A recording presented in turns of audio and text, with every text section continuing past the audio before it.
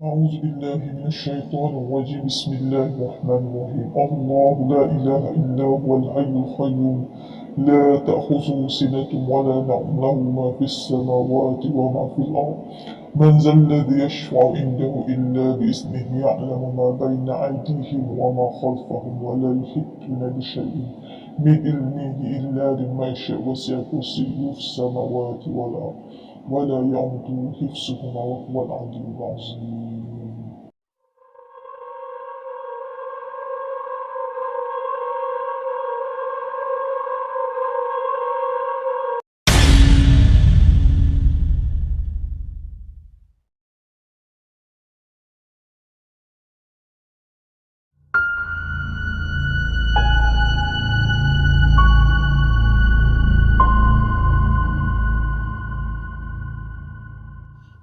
Assalamualaikum, selamat datang ke saluran saya Seram Seroja. Korang yang pernah ada pengalaman seram dalam hidup, pasti korang tahu kemuncak ketakutan tu bagaimana kan? Dan hari ini saya nak sharekan yang sebetulnya makhluk halus ni dia sangat sensitif dan kita manusia yang kasar ni tak boleh sentuh langsung tentang mereka walaupun sedikit. Mulalah mereka datang usik, lepas tu menunjukkan wujud mereka. Setiap kali saya cuba untuk share kisah ni, pasti saya merasa kehadirannya. Dan untuk pengetahuan korang, apa-apa pun yang saya storykan dalam channel saya akan tulis dulu untuk ingatkan semula kejadian yang berlaku. Dan jika saya cakap secara spontan dan main redah aja, otak saya ni akan kacau bilau. Jadi terpaksalah saya kena karang dulu supaya tak teragak-agak. Korang pun tak suka story yang ada masalah kan? Saya baca ni pun kadang-kadang tergagap juga, banyak tersasul. Saya mula mengarang selalunya waktu malam untuk dapatkan mood ketika kejadian itu berlaku. Dan walaupun saya hanya menaik, ia tetap akan bagi tanda yang seolah-olah mengiyakan yang dia ada ketika tu. Baiklah, story yang saya ingin share ni adalah mengenai pengalaman saya sendiri. First, saya buka Seram Seroja channel dan story yang saya up tu tak banyak pun, tapi lepas tu saya pun diam agak lama kerana keadaan tak terkawal masa tu. Jadi saya ambil keputusan tutup channel tu buat sementara waktu. Saya ceritakan dia kenapa saya teragak-agak untuk teruskan channel ni. First kali saya telah diganggu dan pada mulanya saya menyangkakan mungkin satu khayalan. Ialah sebab tengah-tengah malam saya bercerita pasal dia orang kan. Tapi rupa-rupanya tidak. Kejadian first yang berlaku, dia datang dalam bentuk wanita. Dan yang saya ingat waktu tu, lepas dia selesai rakaman story saya tu, jadi saya pun nak tidur lah. Dan waktu tu lebih kurang pukul 3 pagi. Dan sebelum tu, saya nak bagi tahu yang saya ni start buat story tepat-tepat pukul 12. Kononnya nak ambil feel lah kan. Ambil kau nak feel sangat kan. Sebenarnya lepas tu banyak lagi lah kejadian-kejadian yang jadi. Channel saya dulu saya rakam dengan saya sekali duduk tercangak depan kamera tu. Tapi saya tutup channel tu sementara dan bermula semula dan hanya suara saya je yang kedengaran. Saya tak naklah tengah duk story ada je kat belakang tengah duk mendengarkan. Bimbang pula masa tu, terselak sikit hijab jadi nampak dia duduk tersengih ke, marah ke. Minta simpang lah. Seram saya. Saya ni kadang-kadang saya cakap, lepas tu saya suka bayangkan, lepas tu saya sendiri yang seram. Manusia ni macam tu lah, suka membayangkan sesuatu, lepas tu dia pula yang takut. Kisah ni bermula pada suatu pagi. Pagi yang saya maksudkan tu adalah 3 pagi. Dan masa tu memang saya sudah landing elok dah atas katil. Dan anak saya 6 tahun ada kat sebelah saya tengah tidur.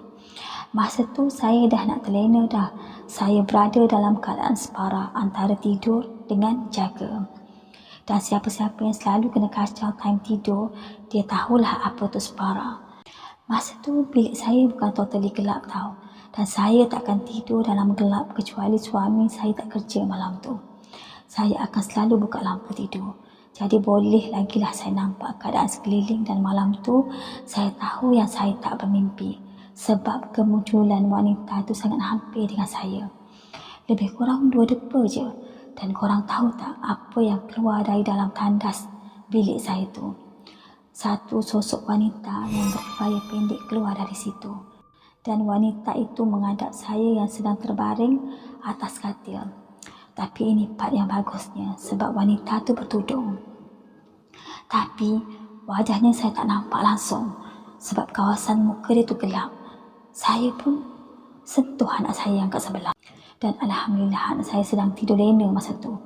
Nasib baiklah wanita tu tak kacau anak saya kan. Tapi wanita tu tercekat lama menghadap saya yang sedang terbaring. Kan tadi saya cakap wajah dia gelap kan. Tapi kedudukan kepala dia tu menandakan dia tengah memandang saya. Nasib baiklah wajah dia gelap. Dan kalaulah saya nampak dan tiba-tiba je dia tersenyum, mahu terharu satu rumah. Selepas dia pandang saya, dia pun berpusing dan mahu masuk kembali ke dalam tandas tempat yang dia munculkan diri itu. Tapi yang saya ingat, saya capai bantal kecil anak saya yang ada kat sebelah saya tu dan saya cuba baling pada dia. Tapi saya tidak betul-betul baling lah, cuma acah-acah je. Saya tak naklah dia berpenghuni dalam bilik saya tu. Jadi itulah tindakan spontan saya masa tu. Tapi tiba-tiba dia berhenti dan berpusing semula menghadap saya.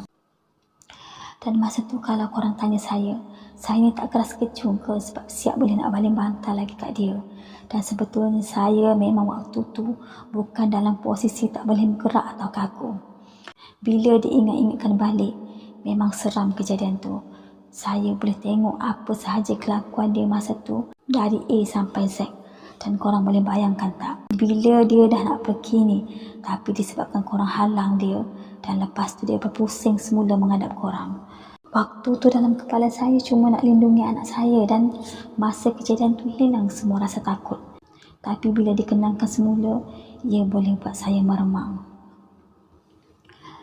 Korang tahu kan kita ni manusia kan. Bila kita berjalan ada hejaukan dan gerakan kita yang gemalai bila bergerak.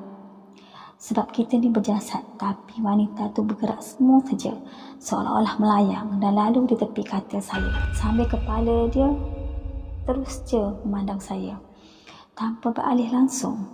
Dia lalu tepi katil saya dan sangat hampir masa tu. Dan kalau saya bangun, saya boleh sentuh dia. Umpamanya macam itulah, betapa dekatnya dia. Dan satu lagi, setahu saya pintu bilik atau tandas saya akan tutup sebelum tidur. Tapi dalam pandangan saya masa tu, kedua-dua pintu tu terbuka.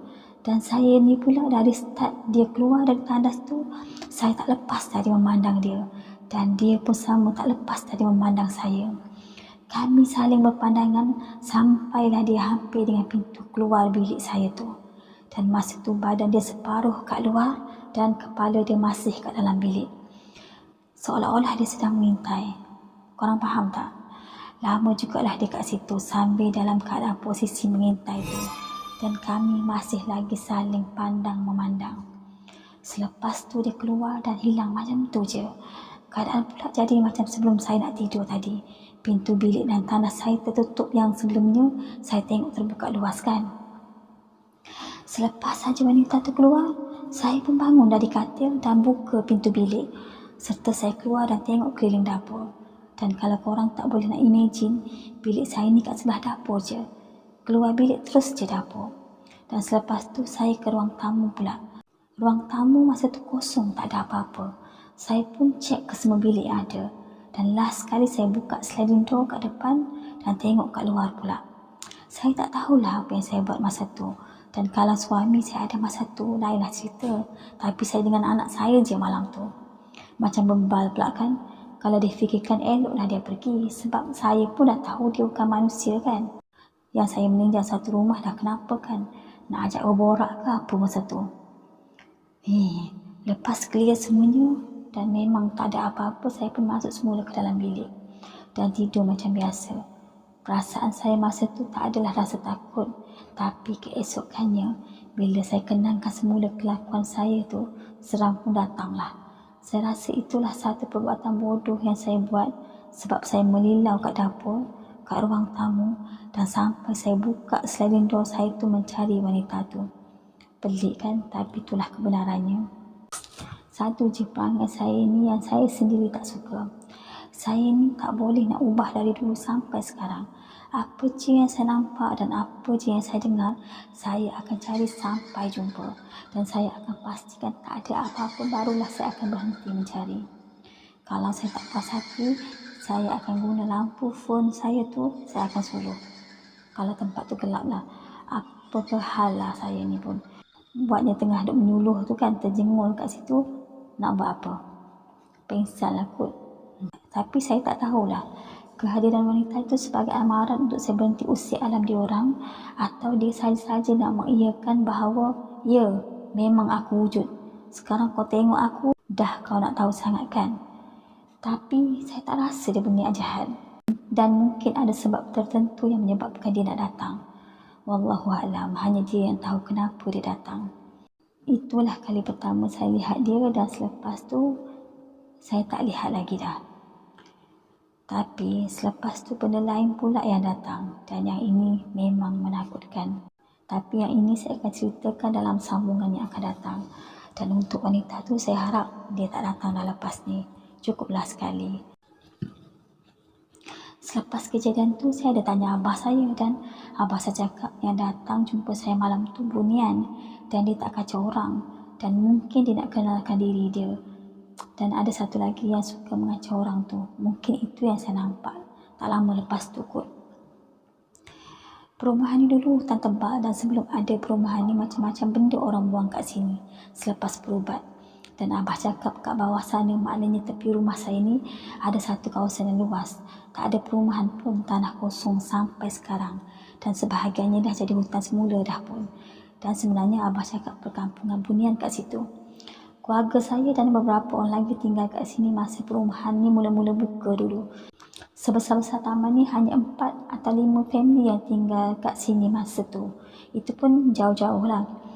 Family saya je lah duduk corner lot dekat dengan hutan, tapi keluarga yang lain tinggal kat tengah-tengah perumahan. Tapi kalau dengar apa yang mereka cakap, mereka pun teruk juga diganggu. Abah saya ni terkadang hijab dia terbuka, dan dia boleh nampak serta berkomunikasi dengan makhluk tu. Abah pun nampak perkampungan dia orang kat kawasan tu. Abah cakap besar perkampungan tu, dan memang dia tak kacau orang. Sesekali je orang akan terserempak dengan dia. Selalunya waktu hampir maghrib akan nampaklah dia keluar. Dan selalunya perempuan lah.